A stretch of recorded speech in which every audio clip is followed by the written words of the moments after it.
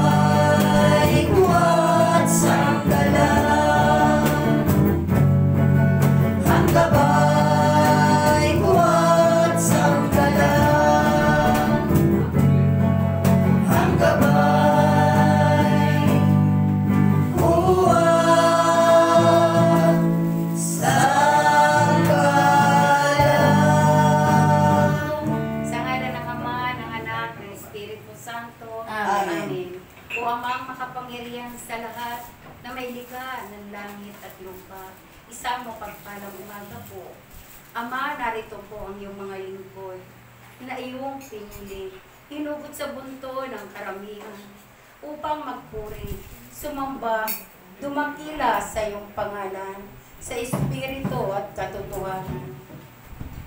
Tunay nga po, Ama, kami nagkasala, nagkamali at nagkulang, maging ito'y sa isip, sa salita at sa gawa.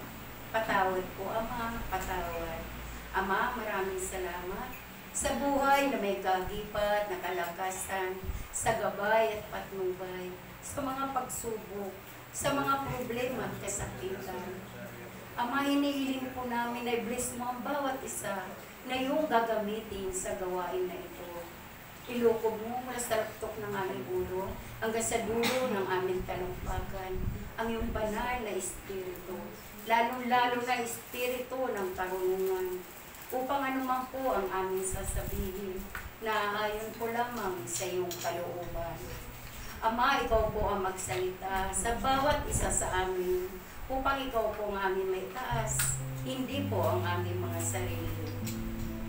Ama, mga kapatiran, wala pa rito sa gawain, awiin mo kanilang daraanan upang makarating po sila rito na mapayapa. Ama, hinihiling din po namin ang mga kapatiran na may mga karamdaman, maging ito sa labas, sa loob ng paggamutan. Patuloy mo po silang patungan na iyong mapagpalang kamay para sa kanilang lubuksan na kagalingan. Maraming salamat po, Ama. Maraming salamat po. Ito po ang samot dalangin namin sa matamis na pangalan na iyong buktong na anak na aming Panginoong Jesucristo, kaisa ng kabanal-banalang Espiritu Santo. Alleluia, Alleluia, Alleluia. Ama, awitan ka po namin, awitin panlangit. Jesus.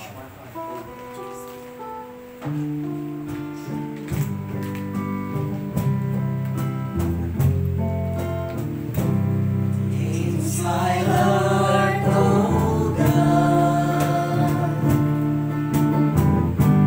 make it ever true. Change my heart, oh God. May I be like you. Change my heart, oh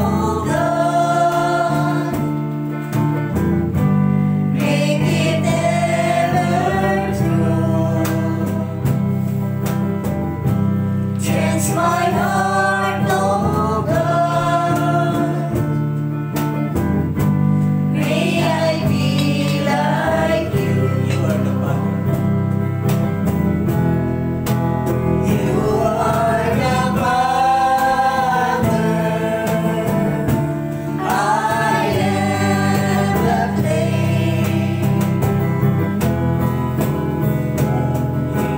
Hold me and make what I pray.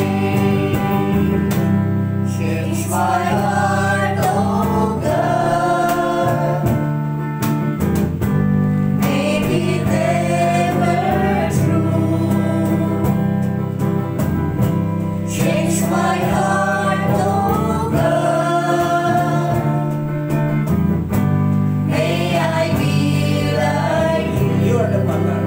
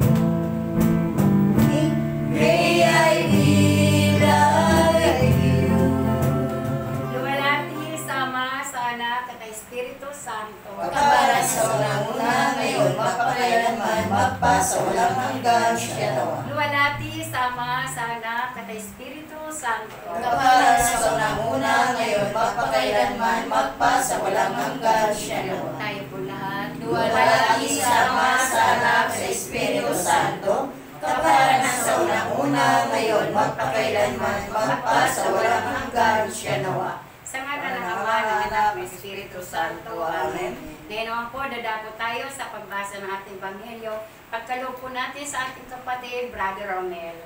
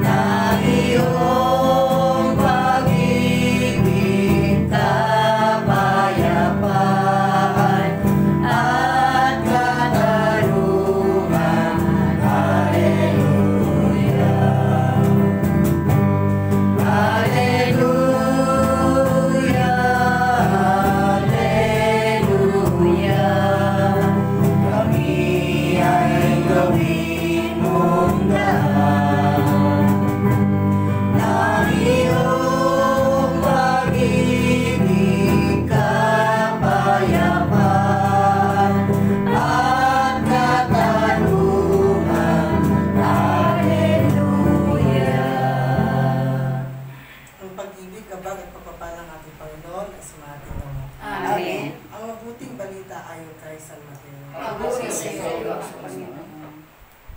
Ang talinghaga tungkol sa mga damo sa trikuhan. Inilahad din ni Jesus ang talinghagang ito sa kanila. Ang paghahari ng Diyos ay katulad nito. May isang taong nagasip ng mabuting binhi sa kanyang bukid.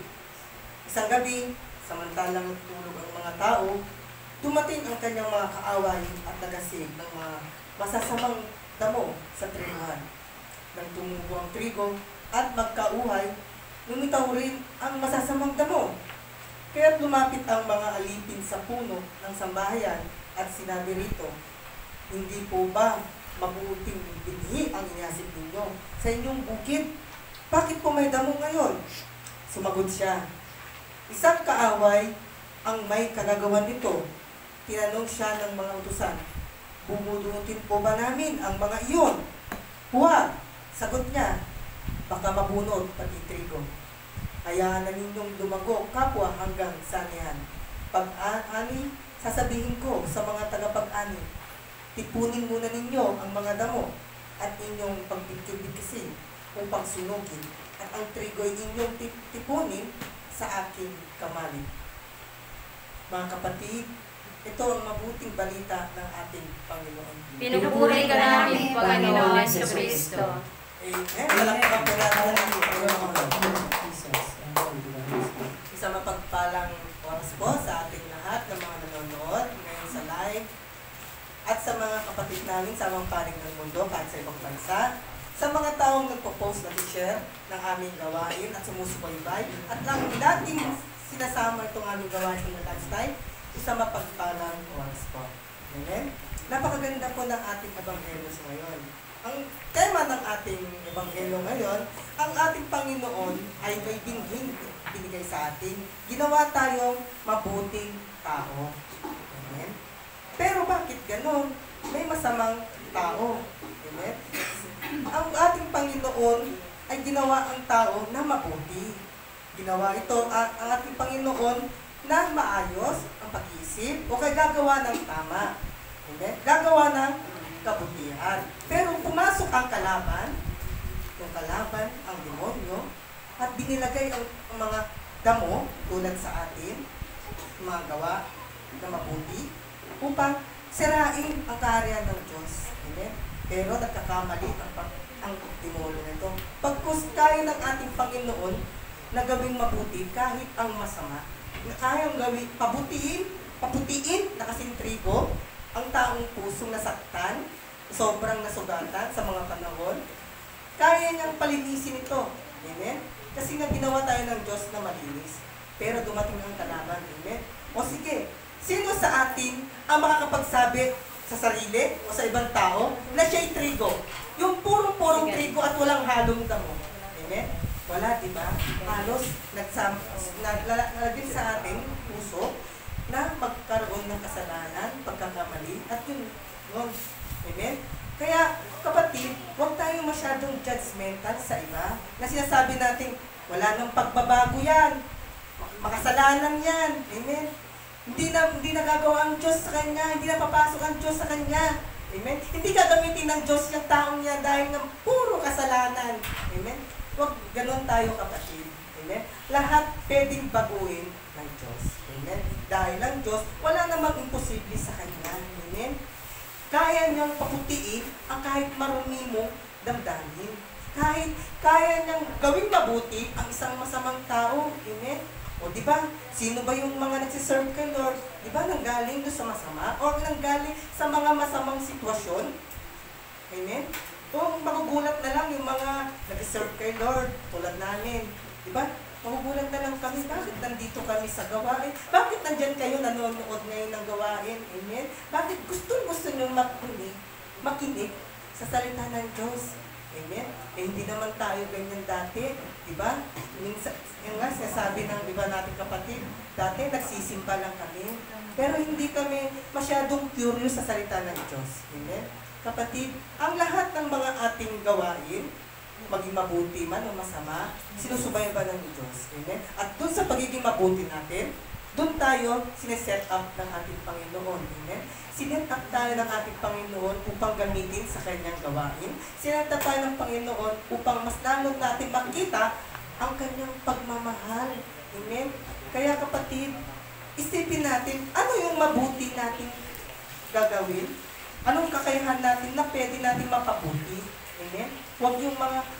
Kasi ang tao, tinitingnan ang ating problema, ang ating pagkakamali. Amen? Kapatid, huwag ka rin ganun sa sarili mo. Huwag kang titingin sa iyong mga pagkakamali. Tingnan mo yung mabuti, di ba?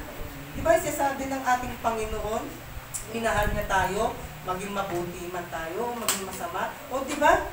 Sinabi ng ating Panginoon, darating ang paghatol niya. Hinupo na natin tanggalin yung damo. Amen? Pagkos may mga, magbigay tayo ng oras, magbigay tayo ng proseso, na kahit yung damo na yan, darating din. Amen?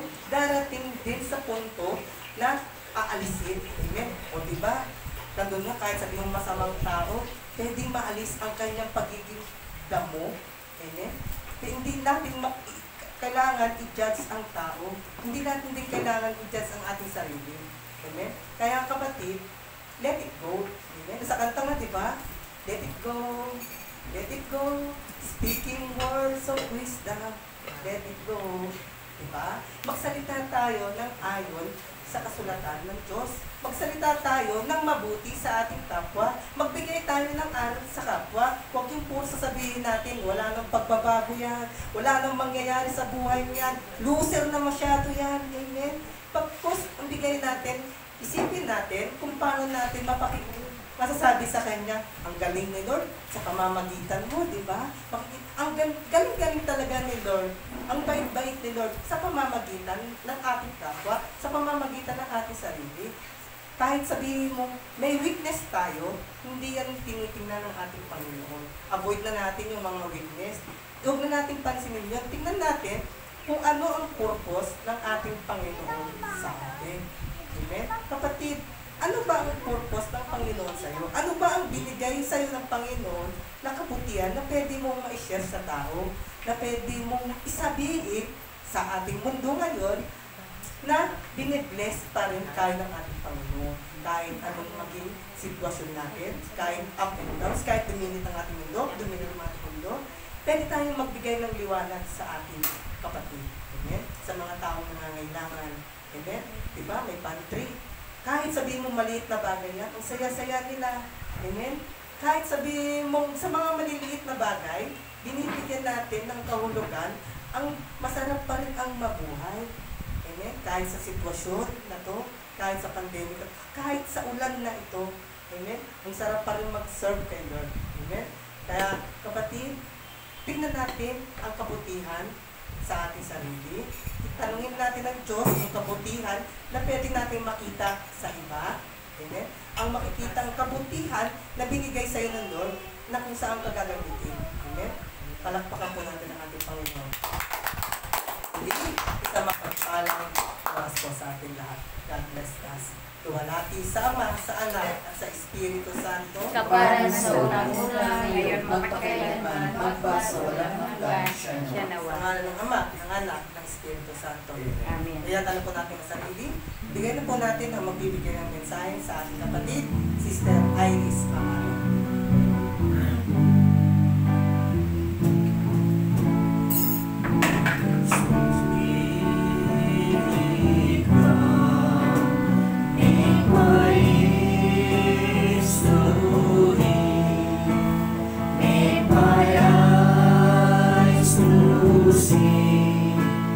Make my heart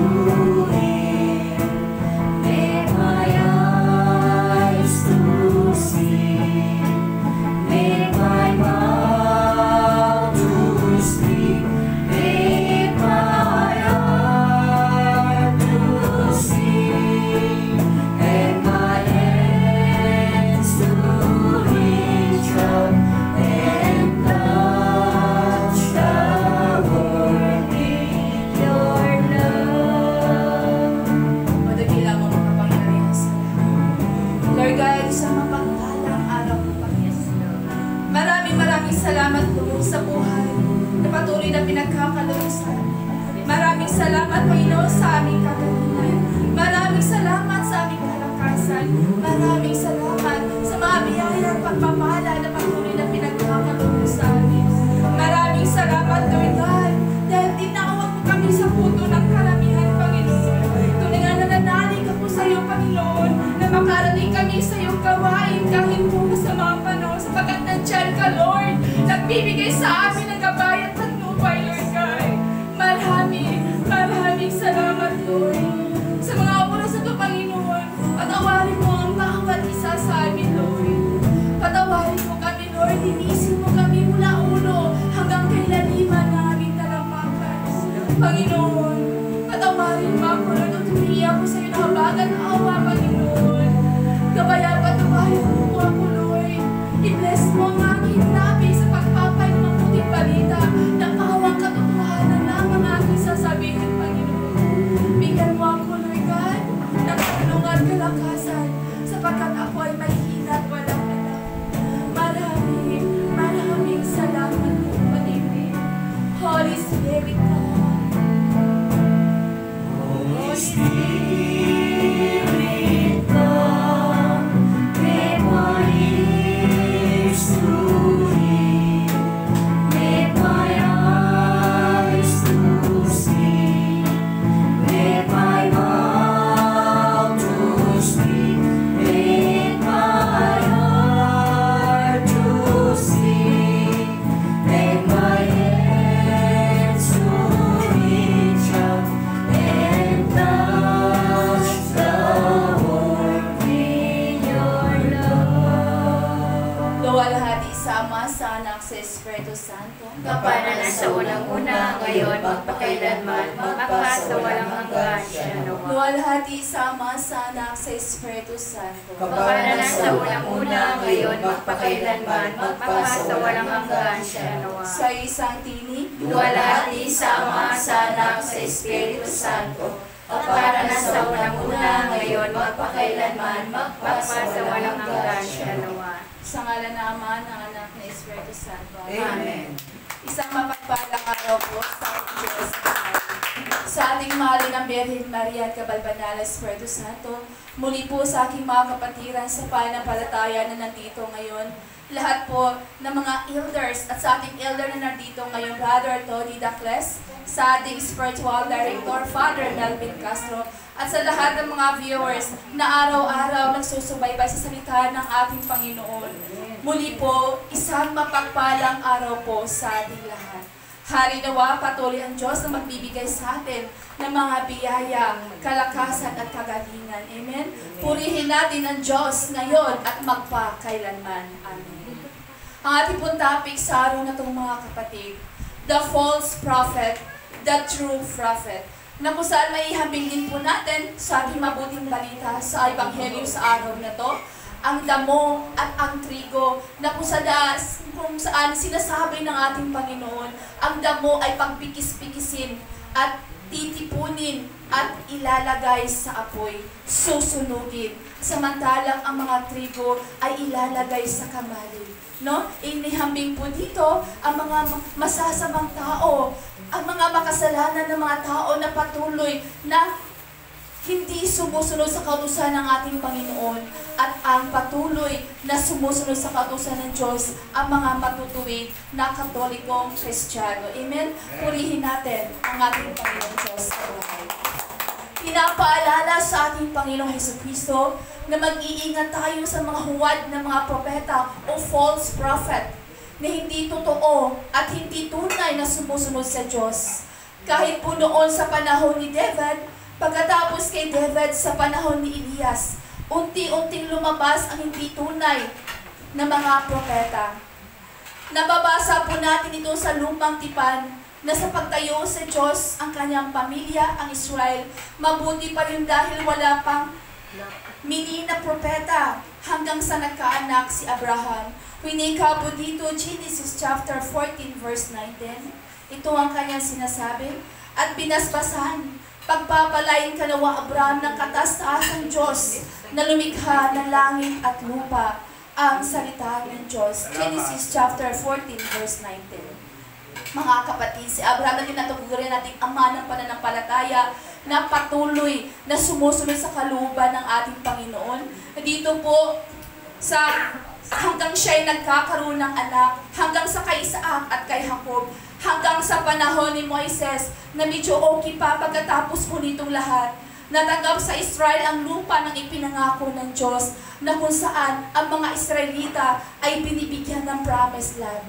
Sinusubukan sila ng Diyos, mga kapatid, kung hanggang kailan sila sumunod sa Diyos.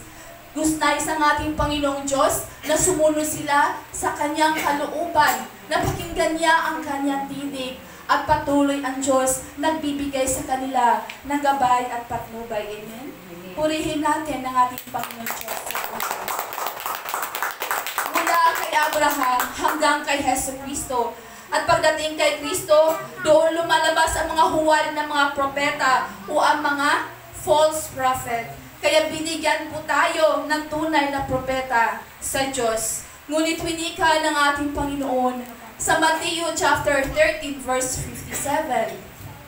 At siya'y hindi nila pinaniniwalaan. Kaya sinasabi ni Jesucristo, ang isang propeta ay iginagalang kahit saan, maliban sa kanyang sariling bayan at sariling sambayanan.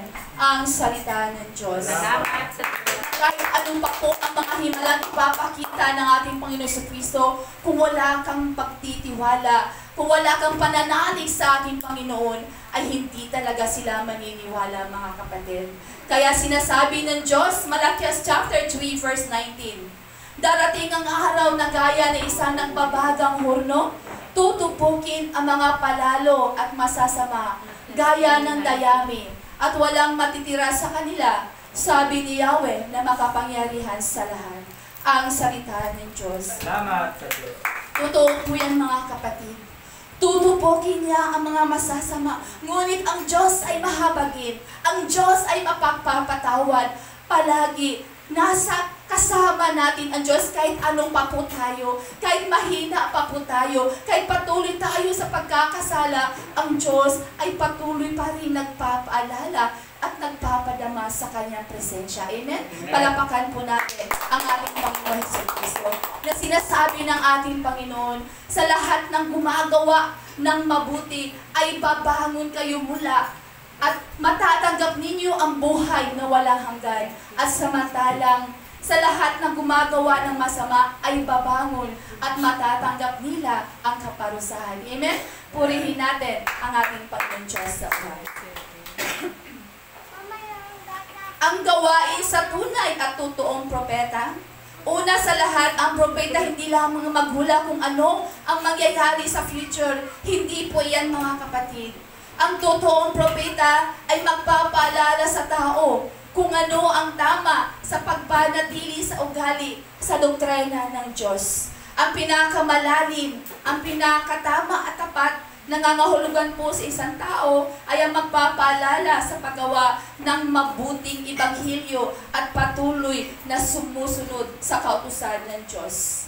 Halimbawa po si Propeta Elias. Sa kapanahunan ni Propeta Elias, mga kapatid, marami din po ang mga false prophet. Amen? Ang mga hari ay nagsisimba sa hindi tunay na Diyos. Sila po ay nagsisimba sa mga Diyos-Diyosan. Ngunit po, the false prophet will lead you to the false gods. Amen?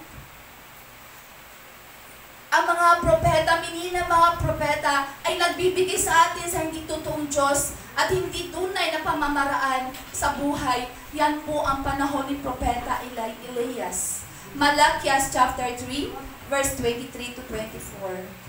Ito ang kanyang sinasabi.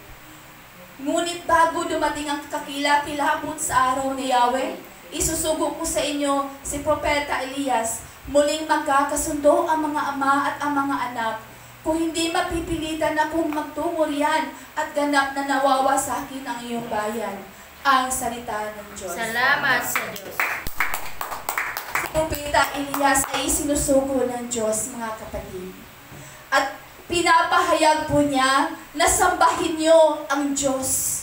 Ang Diyos lamang ang iyong sambahin, ang Diyos lamang ang iyong ahalagaan, ang Diyos lamang ang iyong paglilingkuran sa pamamagitan ng kaluwalhatian at kapangyarihan ng Diyos. Amen.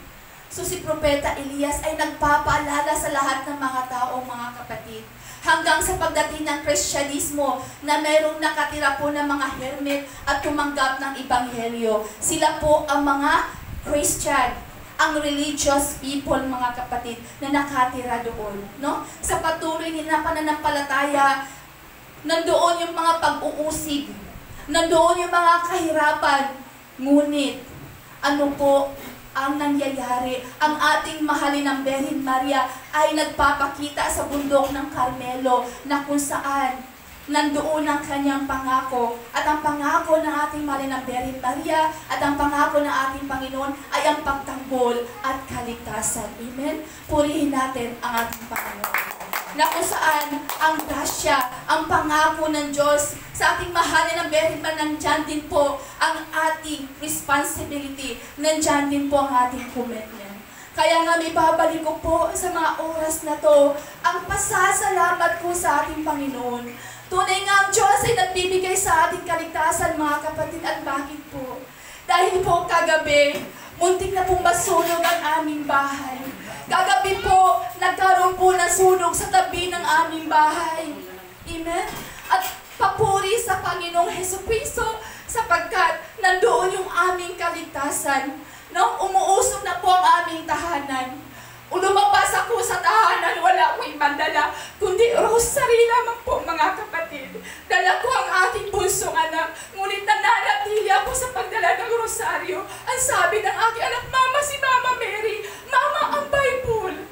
Hindi na ako umimik, pagkus nananalangin ako, and praise God, kasi nandiyan ang aking brother husband. Ang aking brother husband ay nagtatrabaho po sa Pampanga. Nag-stay 1 week po siya doon, ngunit uwi lang po siya ng Sabado ng madaling araw, di kay Sabado ng gabi. And praise God, umuwi po siya noong Wednesday. Amen. At doon kinalabog ang aming gate. Sunog-sunog. No?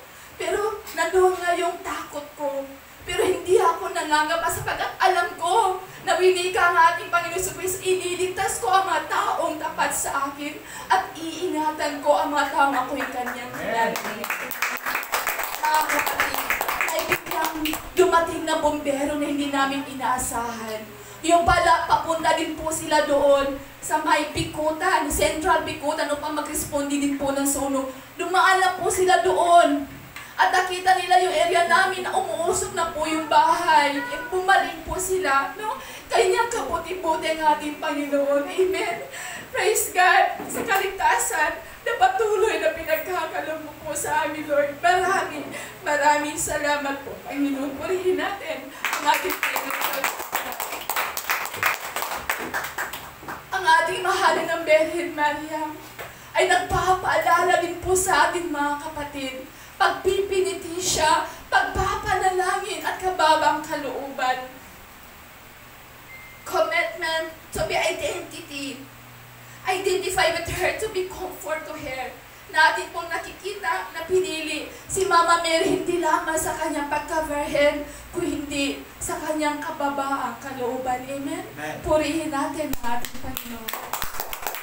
Isa po sa mga kababaang kalooban sa mga propeta, si San Juan Bautista, mga kapatid, na winika po dito sa Lucas chapter 3 verse 16. Dahil dito, sinabi niya sa kanila, binabautismuhan ko kayo sa pamamagitan ng tubig, ngunit ang darating na kasunod ko ay magbabautismo sa inyo sa pamamagitan ng Espiritu Santo at ng apoy.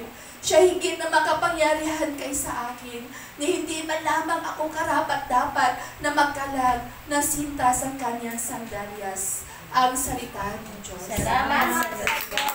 John the Baptist po, siya po ay naghanda sa ilang na sinasabi niya sa pamamagitan ni Propeta Isaias, ihanda ninyo ang daraanan ng Panginoon at gumawa kayo ng mga tuwid na landas sa kanyang lalakaran. Siya po ang nag-introduce kay Kristo. Siya po ang gumitna sa lumang kautusan at sa bagong kautusan. Siya po ang nagbukas Siya ang gumita sa bagong kautusan sa pamamagitan ng kanyang pagbibinyag. Tayo ay bininyagan, mga kapatid ko, sa pananampalataya. At nakakalungkot nga po sa ating pagkabinyag, hindi natin ito sinasabuhay. Marami pong mga Kristyano na hindi nila sinasabuhay, na hindi nila binibigyan ng maghandang pagtitiwala, pananampalataya sa ating Panginoon. Amen? Kakaunti nga lang tayo, mga kapatid. Ngunit ang Diyos ay patuloy na nagbibigay sa kanyang mga pangako, gantimpala sa mga taong patuloy na sumusunod sa kanyang kalooban. Amen? Palakpakan po natin ang ating Panginoon sa Kristo. Ito po ang karakteristik sa buhay at ugali ng tao na nakikinig sa tao na puno ng Espiritu Santo. Tinawag sila ng Diyos sa pagpapahayag sa mabuting balita, sa katotohanan na si Kristo ay darating na. Dahil sa katotohanan ito'y nagbago sa ating buhay. At dahil sa katotohanan, napugutan po ng ulo si Juan Bautista. Tayo kaya, mga kapatid, handa ba tayo magsasakripisyo na sinasabi ng ating Panginoon? Itakwil mo ang iyong sarili at pasanin mo ang iyong krus at sumunod sa akin. Handa ba din ba tayo sa katotohanan? Handa din ba tayo mapupugutan ng ulo? Handa ba tayong magtiis at mamamatay alang-alang kay Kristo? Amen? Purihin natin ang ating Panginoon Diyos. Winika po dito sa Matthew chapter 7, verse 15. Mag-ingat kayo sa mga huwad na propeta. Lumalapit sila sa inyo na parang tupa, ngunit ang totoo'y mababangis na asong gubad. Ang salita ng Diyos. Salamat sa Diyos. Ano po ang ating palatatandaan sa mga false prophet na winika nga ni Jesus? Makikita ninyo sila sa pamamagitan ng kanilang gawa. Matthew chapter 7, verse 16. Makikilala ninyo sila sa kanilang mga gawa. Mapipitas ba ang upas sa puno ng dawag o ang igo sa matitinik na halaman? Ang salita ng Diyos. Salamat sa Diyos. Hindi maaaring mamunga ang puno ng saging ng puno ng mangga, mga kapatid. Simple lamang ang analogy ng ating Panginoon. Ang mga huwad na propeta o false prophet, ang mga mali nila mga katuruan, ang fathers of the church ay nagbibigay din po ng characteristic. Sina St. John Augustine, sina St. John Chrysostom, sa kanilang panahon na marami ang mga false prophet. Marami ang pagbabago ng simbahan. Ang mga malalakas, ang obispo, noon ang kanilang tinuturo kung ano ang tama sa simbahan at kung ano ang mali.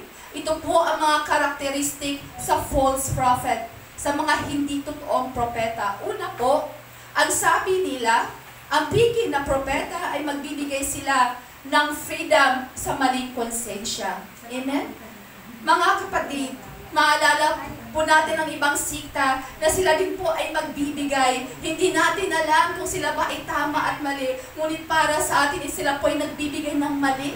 At ang Diyos ay nagbibigay sa atin ng tamang pag-iisip. Ang Diyos ay nagbibigay sa atin ng liwanag sa buhay na sinasabi nga ni Brother Ronnie doon sa kanyang pagtataping na mga huwad ng mga propeta ay meron silang mga ugaling mapagkunwari. Kaya huwag natin silang paniniwalaan. Amen? Purihin natin ang ating Panginoon Diyos.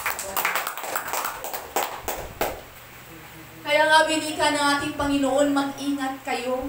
At ang pangalawang karakteristik, mga kapatid, darating ang panahon, darating ang scripture to their own translation, na sila ay magpapahayag din po ng Ebanghelyo. Master din po sila sa Ebanghelyo.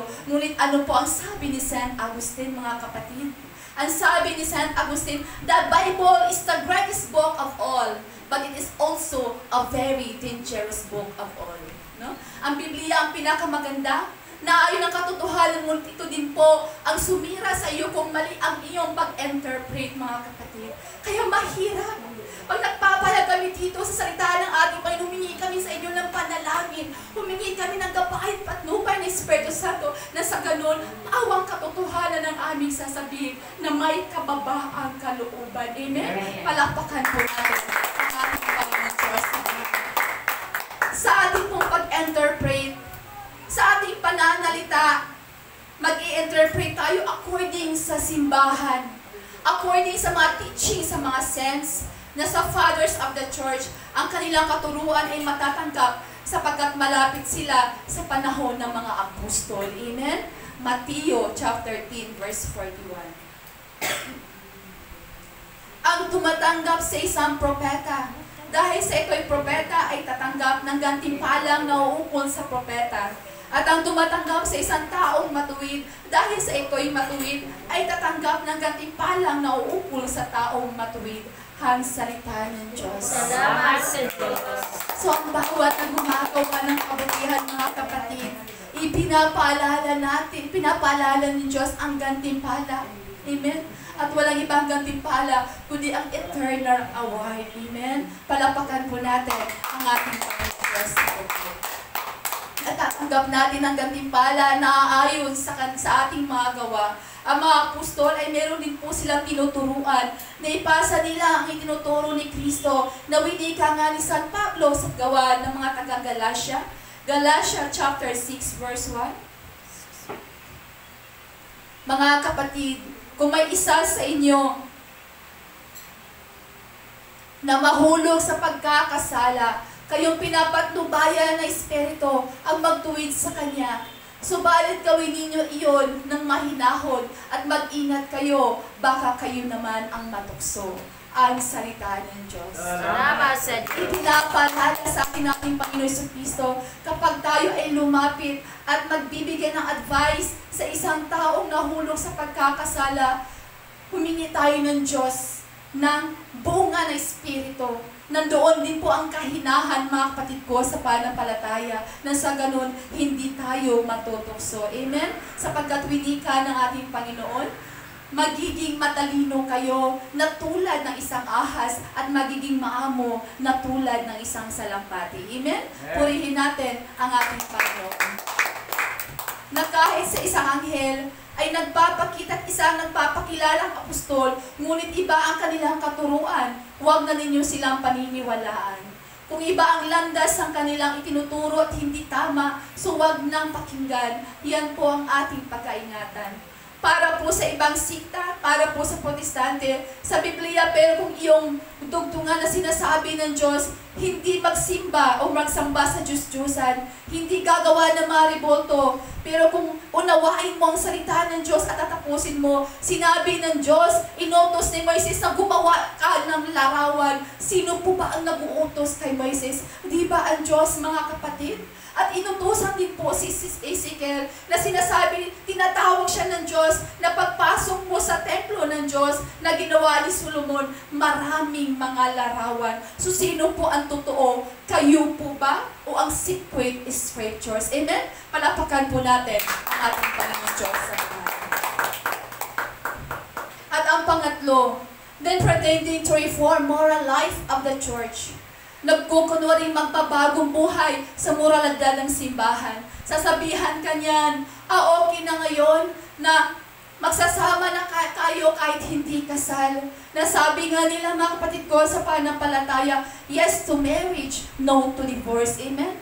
Ang salita, ang turo ng ating Panginoon ay hindi po maaaring babaguhin, mga kapatid. Hindi po magbabago. Dahil sinasabi nga ni San Pablo, it's the same yesterday, forever, yesterday, today, and tomorrow. Amen? Purihin natin ang ating Panginoon Diyos sa buhay. Hindi po magbabago dahil iyon ang absolute truth. Yun po ang katotohanan. Natanggapin po natin si Kristo sa ating buhay at kailangan natin magtiis. Gawa chapter 9 verse 16. Ipapakita ko sa Kanya ang lahat ng dapat niyang tiisin, alang-alang sa akin ang salita ng Diyos. Salamat sa Diyos. So ang totoong propeta, ang matutuwid na tao, mga kapatid, ay handang magtiis, handang magsasakripisyo, handang ialay ang lahat ng kanyang buhay. Ngunit ang mga hindi totoong propeta, sila po ay magpapakita na wala sa katotohanan. No? Ang kanilang mga salita ay walang laman, ngunit sa likod pala dito ay merong korupsyon. Amen? So kaya, be careful. Kailangan mag-ingat po tayo. Ang pang-apat, Ang bawat puno hindi mabuti ang bunga ay puputulin at itatapon sa apoy. Kaya nga, makikilala ninyo ang mga mini na propeta sa pamamagitan ng kanilang gawa. Matthew chapter 7 verse 18. Ito ang kanyang sinasabi. Hindi maaaring mamunga ng masama ang mabuting puno at hindi maaaring mamunga ng mabuti ang masamang puno, ang salita ng Diyos. Salamat sa Diyos. Kung ano po ang ugali ng tao, kung ikaw ay masama, sumasama din po ang kalalabasan nito, masama din po ang gawa nito. Ngunit kung ikaw ay mabuti, punong-puno ka ng kabutihan. Amen? Purihin natin ang ating Panginoon Diyos sa mga. Galatia chapter 6 verse 8. Ang nagtatanim para sa sarili niyang laman ay nag-aani ng pagkabulok mula sa laman. Ngunit ang nagtatanim para sa Espiritu ay nag-aani ng buhay na walang hanggan. Ang salita ng Diyos. Salamat sa Diyos. Kung ikaw ay nasa Espiritu, nananatili ka sa Espiritu. At kung ikaw ay sa laman ka. Kung patuloy ka gumagawa ng makamundong bagay, mga kapatid ko, sa pananampalataya, mananatili ang pagkabulok ng iyong sarili. Hindi ka maliligtas. Amen? Sapagkat winika ng ating Panginoon sa John chapter 6 verse 63, ang Espiritu ay nagbibigay buhay. Hindi ito magagawa ng laman. Ang mga sinasabi ko sa inyo ay Espiritu at ito ay nagbibigay buhay, ang salita ng Diyos. Salamat sa Diyos. Kailangan manirahan tayo sa salita sa Diyos. Hindi man tayo palagi magtatagumpay. May pagkakataong matalo tayo. May pagkakataong babagsak tayo. May pagkakataong ma-frustrate tayo. At kailangan nating tanggapin ito. Ang lahat ng ito ay parte sa buhay. Kailangan natin matanggap ang katotohanan ito para matuto tayong magpatuloy sa buhay. Dahil bahagi ng buhay, hindi natatapos ang buhay. Dahil lamang sa pagkatalo, magpatuloy, magsimula muli, susuko na lang tayo sa buhay. Dahil sa pagkatalo, ngunit ang Diyos ay hindi papayag na tayo ay susuko dahil winika dito sa Efeso chapter 1 verse 3. Purihin ang Diyos at Ama ng ating Panginoong Hesukristo. Pinagkalooban niya tayo ng lahat ng pagpapalang spiritual na nagbubula sa langit dahil sa ating pakikipag-isa kay Kristo. Ang salita ng Diyos. Salamat sa Diyos. So, binigay po sa atin ni Jesus upang kay Jesus tanggapin natin ang lahat at ang biyayang kailangan natin sa ating buhay. Sapat ang biyaya ng Diyos na harapin natin ang pagsubok, pagkatalo, pagbagsak sa buhay. Kay Jesus palagi tayong may lakas na bumabangon muli at magpatuloy at magsisimulang muli. Ika-2 Corinto chapter 12 verse 10. Ito ang kanyang sinasabi. Alang-alang kay Kristo, ako'y may kasiyahan sa gitna ng mga kahinaan, mga pagkutya, mga kahirapan, pag-uusig at kagipitan. Sapagkat kapag ako ay mahina, doon ako nagiging malakas. Ang salita ng Diyos. Salamat sa Diyos. Ang sabi nga ni San Pablo, mga kapatid ko, sa pananampalataya, kung saan ako mahina, doon ako pinapalakas sa Diyos. Amen? Purihin natin ang ating Panginoon. Kung saan ako mahina, mga kapatid. Kung saan yung mga pagsubok sa buhay. Kung saan yung mga kasakitan, doon ako pinalakas at pinatatag ang aking pananampalataya sa ating Panginoon Diyos sa buhay. Purihin natin ang ating Panginoon. Tinuturuan ba natin ang ating mga apo o ang ating mga anak o tayo ang ating buhay, ang ating sarili sa pagtanggap ng pagkatalo? O di kayo sasabihin natin sa kanila, huwag kang magpapatalo. Kailangan ikaw ang numero 1. Kailangan ikaw ang mananalo. Yun ba ang turo natin sa kanila? Hindi po, mga kapatid. Dahil kapag nagtatanim po tayo ng galit, nagtatanim po tayo ng puot, nagtatanim po tayo ng pride sa ating sarili, wala tayong makakamit na buhay na walang hanggan. Amen? Ang Diyos, ang kanyang salita ay nagbibigay nagbibigay sa atin ng buhay, mga kapatid. Kaya nga, hayaan natin ang ating mga anak na matanggap nila ang kanilang pagkatalo sa pamamagitan ng ating pananalig, sa pamamagitan ng ating pagbabalik loob sa ating Panginoon. Diyan natin matatanggap ang katagumpayan at mga pagpapala na galing sa ating Panginoon Diyos sa buhay. Amen? Purihin natin ang ating Panginoon. Hindi mahalaga sa Diyos na magtagumpay tayo. Ang mahalaga po, tapat tayo sa mga pinagawa niya sa atin. Tapat tayo sa Diyos, yun ang mahalaga, hindi ang tagumpay. Nawili ka na ni Mother Teresa, tayo ay tinatawag hindi upang magtagumpay, tayo ay tinatawag upang maging tapat sa ating Panginoon. Amen? Purihin natin ang ating Panginoon Diyos sa buhay. Matthew chapter 13 verse 17. Ito ang kanya sinasabi, tandaan ninyo, maraming propeta at matutuwid na tao ay naghangad na makita ang inyong nasasaksihan at marinig ang inyong napapakinggan, subalit hindi nila ito nakikita ni narinig ang salita ng Diyos. Salamat sa Diyos. Sumapalad ang mga tao hindi nakakakita ngunit naniniwala. Amen? Nawili ka nga ng ating Panginoon, tumingin man kayo ng tumingin, hindi kayo makakakita. Makinig man kayo ng makinig, hindi kayo makakarinig sapagkat sarado ang iyong puso at isipan. Kung nakakarinig lamang ang iyong mga tainga, kung nakakakita lamang ang iyong mga mata, at kung ang iyong isipan ay nabubuksan, lumapit kayo sa akin at kayo'y aking pagagalingin. Amen? Purihin natin ang ating Panginoon Diyos. Minsan, mga kapatid, humatol tayo sa ating kapwa-tao. Hindi natin alam na meron siyang na mga paghihirap na nadadaraanan sa kanyang buhay. So huwag tayong humatol sapagkat winika ng ating Panginoon. Lucas chapter 6 verse 37, huwag kayong humatol at hindi kayo hatulan. Huwag kayong magparusa at hindi kayo paparusahan. Magpatawad kayo at kayo'y patatawarin. Ang salita ng Diyos. Salamat sa Diyos. At winika ng ating Panginoon sa John chapter 8 verse 15 to 16, humahatol kayo ayon sa mga pamantayan ng tao, ngunit hindi ako humahatol kanino man. At humahatol man ako, tama ang aking paghatol, sapagkat hindi ako nag-isa sa aking paghatol, kundi kasama ko ang Ama na nagsugo sa akin. Amen? Purihin natin ang ating Panginoon Diyos. Ang ating paghatol, mga kapatid, ay nasa tama nang sa ganun hindi tayo magpaparusahan sapagkat winika ng ating Panginoon John chapter 9 verse 39. Sinabi ni Jesus, naparito ako sa mundong ito upang humatol at nang sa gayo'y makakita ang mga bulag at mabulag naman ang mga nakakakita. Ang salita ng Diyos. Salamat sa Diyos. Lucas chapter 6 verse 46 to 48. Winiga ng ating Panginoon, bakit ninyo ako tinatawag na Panginoon, Panginoon? Gayon hindi naman ninyo tinutupad ang sinasabi ko. Sasabihin ko sa inyo kung ano ang katulad ng taong lumalapit sa akin, nakikinig sa aking mga salita at nagsasagawa ng mga ito.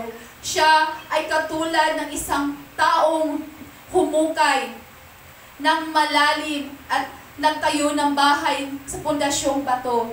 Nang bumaha at bubugso ang tubig, hindi natinag ang bahay ni tinayo sapagkat matibay ang pagkatayo nito. Ang salita ng Diyos. Salamat sa Diyos. Ang pundasyon po ay walang iba kundi ang ating pananalig at pananampalataya sa ating Panginoon. Kung ang ating pundasyon ay pundasyon na tulad ng isang bato, mga kapatid, hindi tayo matitinag, hindi tayo madarapa sapagkat kapit tayo sa ating Panginoong Jesus. Amen? Purihin natin ang ating Panginoong Diyos sa buhay. Naalala ko po ang sinasabi ko nung ako'y nagtatapik, na sinasabi po ng Diyos kay Abraham, halika, tingnan mo ang langit. Yan kasindami ang iyong mga ninuno, kasindami ng mga bituin sa langit. Minsan mga kapatid ko, sa pananampalataya, lumabas tayo at tingnan natin ang kalamitan. Nakikita ba natin ang totoong lights, ang true lights, o nakikita natin ang false light? Patayin muna natin ang mga ilaw sa poste at saka natin makikita ang mga maraming bituin. Ganun din po sa ating buhay. Ang true lights, makikita lamang natin ang tunay na liwanag sa ating buhay kung ang ugali kung aalisin natin ang bad habits sa ating buhay. Sapagkat si Kristo ang magliliwanag sa ating buhay. Nawinig ka nga sa John 1 chapter 4 verse 5. Nasa Kanya ang buhay at ang buhay ay siyang ilaw ng sakantauhan. Nagliliwanag sa kadiliman ang ilaw at hindi ito naghapit kailanman ng kadiliman. Ang salita ng Diyos.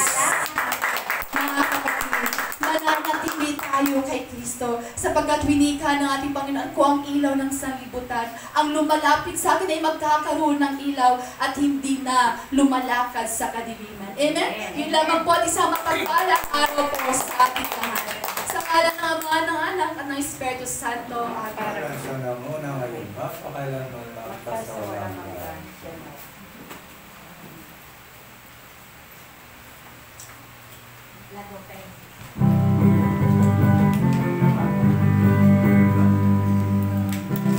Magbigay sa gawain ng Diyos, nais mong ika'y papalapin Diyos.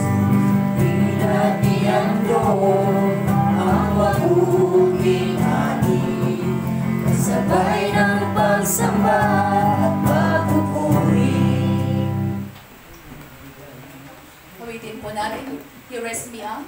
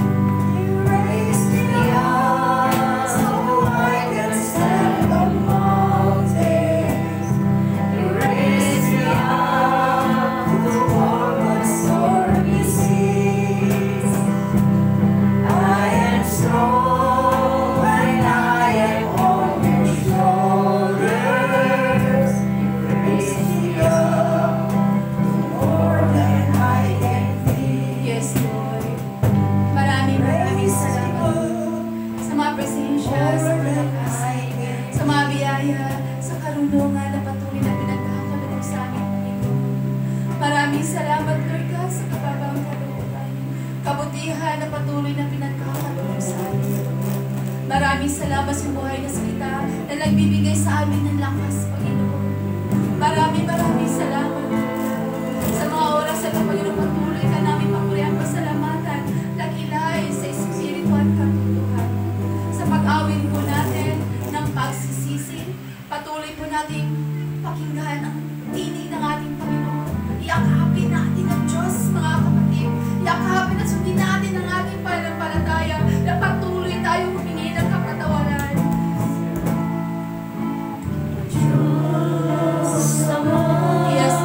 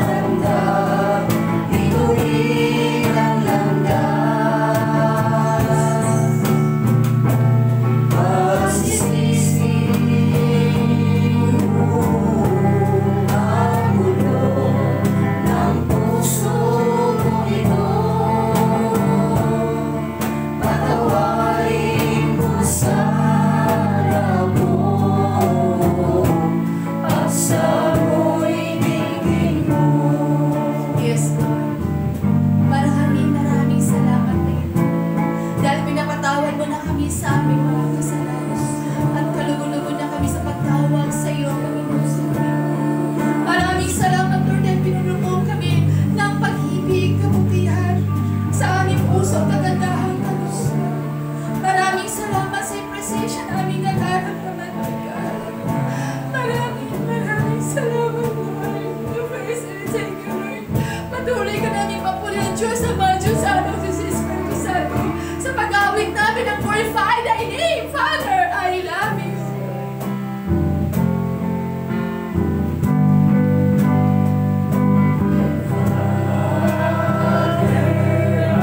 I love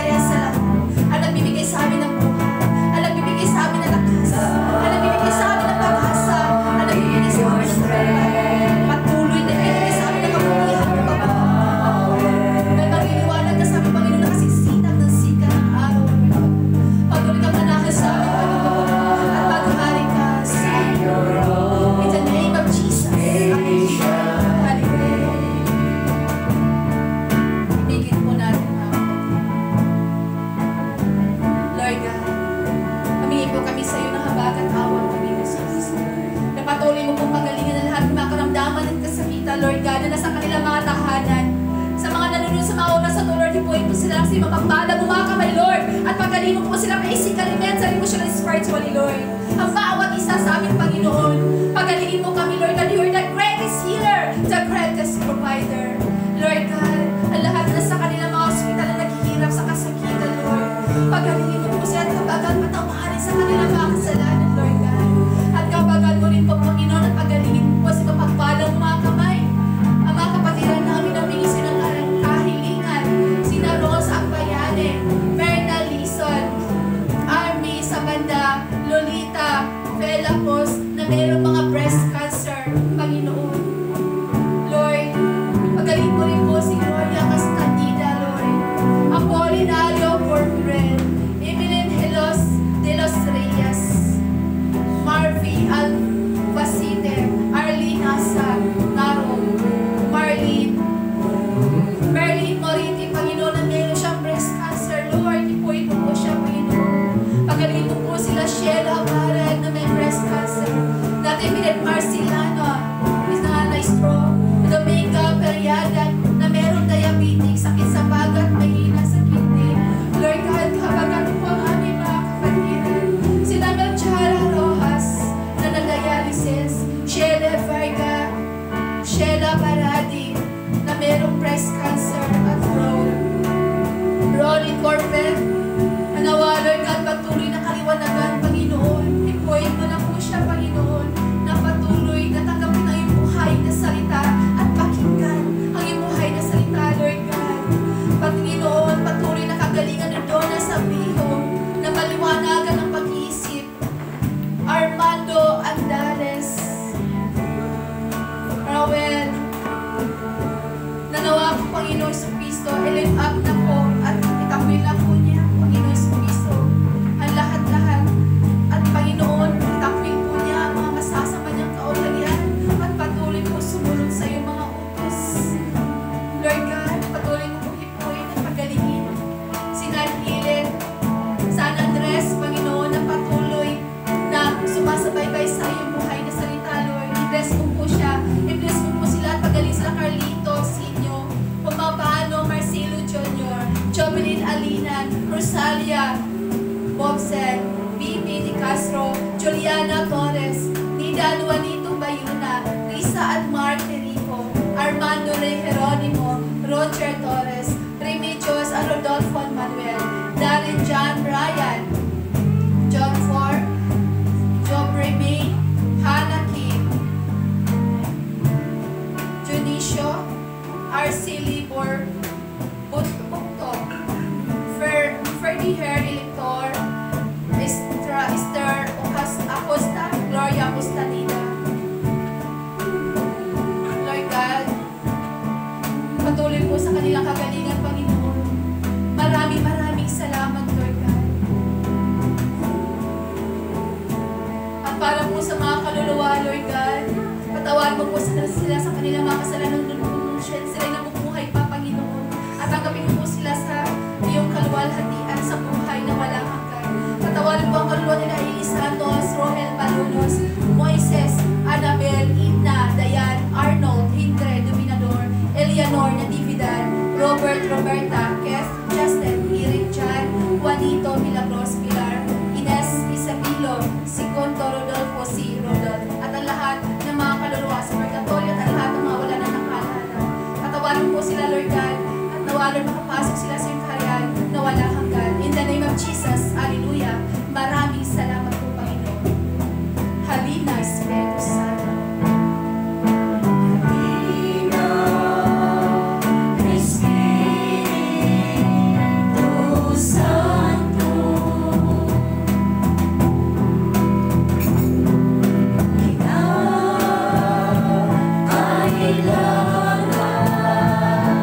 Kita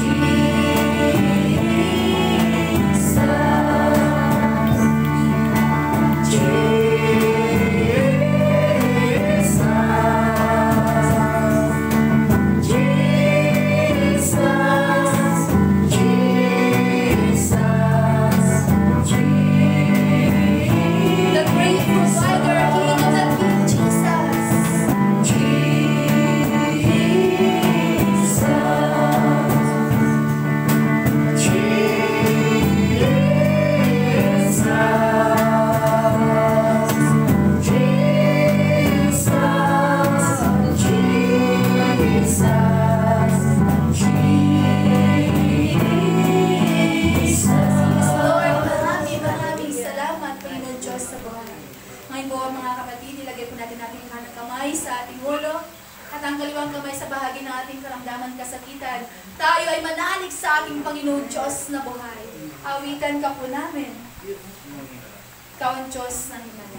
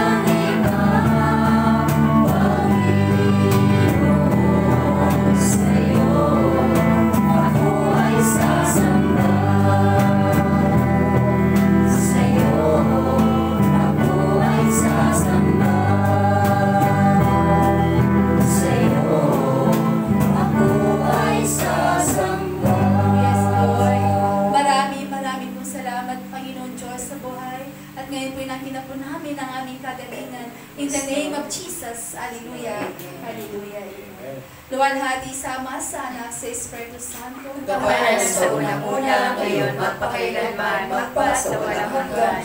Luwalhati sama sa Anak sa Espiritu Santo. Gawaran sa unang-una, ngayon, magpakailanman, magpasawalang hanggan. Lord God, nandito po ang aming munting alay, Panginoon. Hindi man ito umaabot ikasampung bahagi. Ito po itas po sa namin binabahagi para sa iyong templo. Ibalik mo po sa amin ito na siksikilig at umaapaw pa ng mga bihag. Marami pong salamat, Panginoon. At ngayon po, bago tayo mag-luwalhati, awitan ka po namin ng thank you, God.